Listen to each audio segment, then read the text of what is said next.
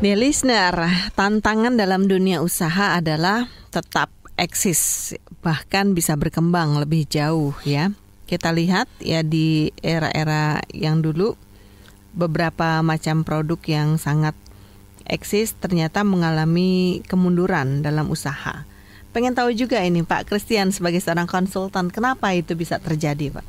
Ya, memang betul ada produk atau brand yang dulunya sangat bagus, lantas mengalami penurunan dan sekarang hampir hilang atau tidak terdengar. Nyaris tak terdengar Pak ya. Jadi sementara apapun itu, entah itu produk, entah itu brand, kan memang ada masa-masa seperti masa pertumbuhan, pengenalan, lantas tumbuh yang dikenal dengan produk life cycle itu, lantas akan pada suatu titik dia akan mengalami suatu puncak, di mana puncak kejayaannya.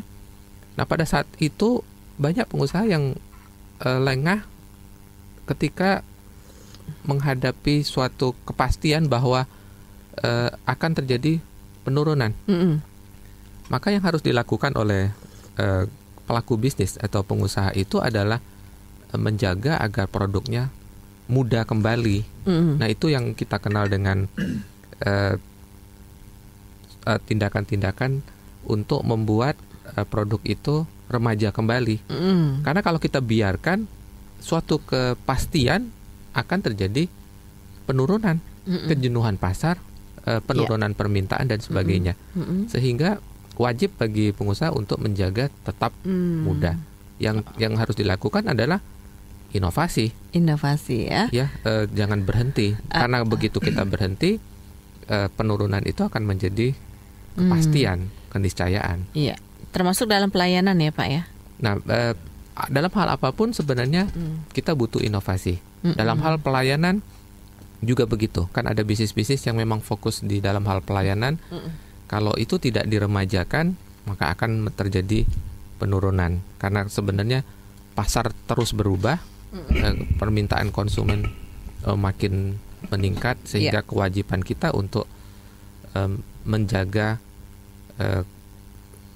pelayanan atau apapun, termasuk tadi inovasi, desain, apapun berubah sebenarnya. Oke. Ini ada pertanyaan dari Ibu Kiki ya. Katanya saya pernah belanja ke satu mall. Saya tanya model yang ini kemana ya, beberapa hari lalu saya beli, dijawab tidak ada dan habis.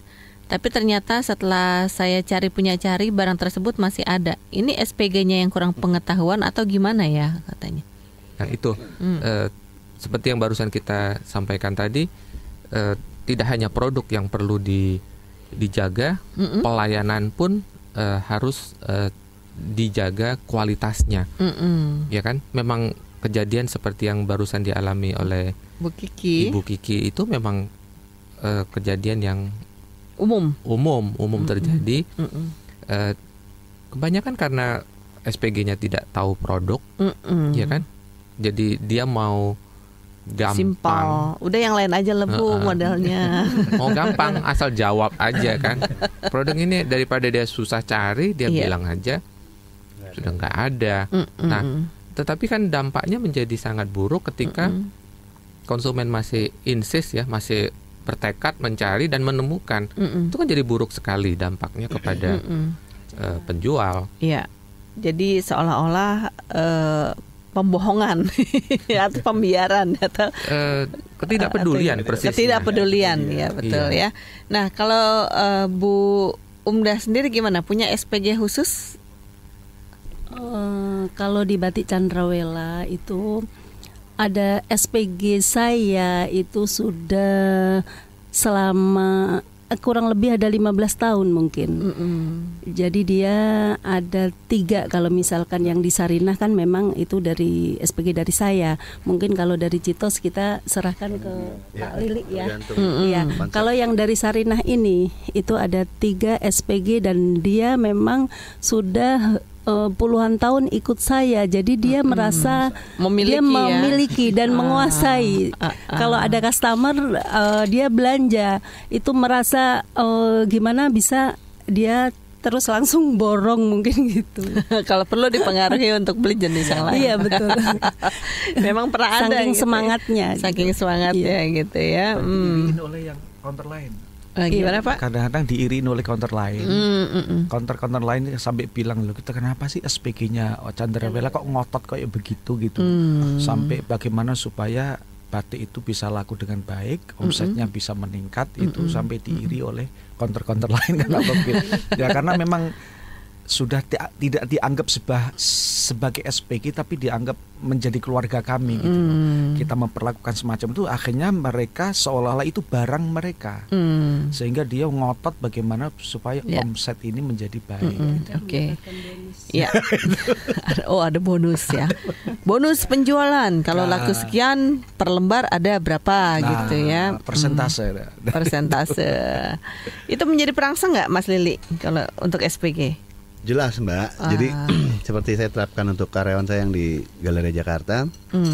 Jadi mereka ada target itu bagaimana mereka bisa mengaplikasikannya. Jadi kita menjelaskan dari target secara global, kemudian breakdownnya per periodenya, kemudian diarahkan per produknya apa yang kira-kira bisa mencapai target tersebut. Jadi memang pengaruh sekali kalau satu unit penjualan tanpa target, ya itu tidak akan memotivasi. Nggak akan memotivasi ya. Baiklah, ada listener, kita masih ada waktu ya. Kita akan berlanjut setelah ini.